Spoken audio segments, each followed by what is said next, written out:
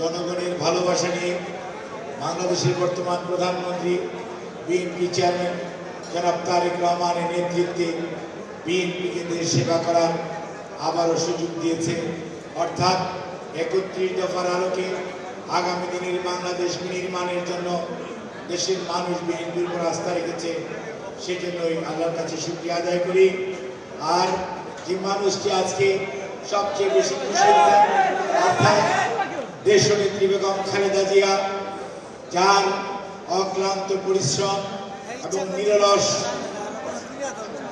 প্রচেষ্টা, সর্বোপরি আপোষহীনতার কারণে আজকে বাংলাদেশ জাতীয়তাবাদী দল এই পর্যায়ে আসতে পেরেছে।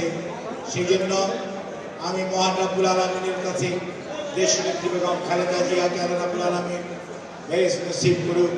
আর বিএনপির প্রতিষ্ঠাতা শহীদ জিয়া রহমানকে আল্লাহ রাব্বুল আলামিন দরাজা মাপ সহ আগামী দিনে জান্নাতুল ফেরদৌস নসিব করুন। সেই সাথে সকল শহীদরা যারা ৭১ সহ ২৪ সহ বিগত ১৫ বছরে শাহাদাত বরণ করেছে, তাদেরকে আল্লাহ রাব্বুল আলামিন বেশ নসিব করুন। যারা বন্ধুত্ব বরণ করেছে তাদেরকে আল্লাহ সুস্থ করে তুলুন।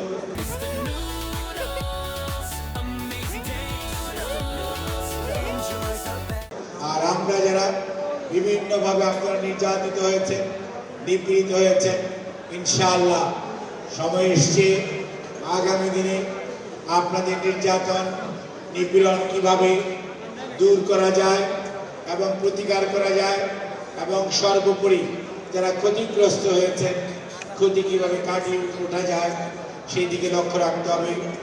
সবার আগে মনে রাখতে হবে, নেতা যেমন বলেন সবার আগে বাংলাদেশ, আপনাদেরও মনে রাখতে হবে সবার আগে চিকিৎসকদের চিকিৎসা পেশা, হাসপাতাল তথা মানুষের সেবায় আমাদের সবার আগে মনোনিবেশ করতে হবে।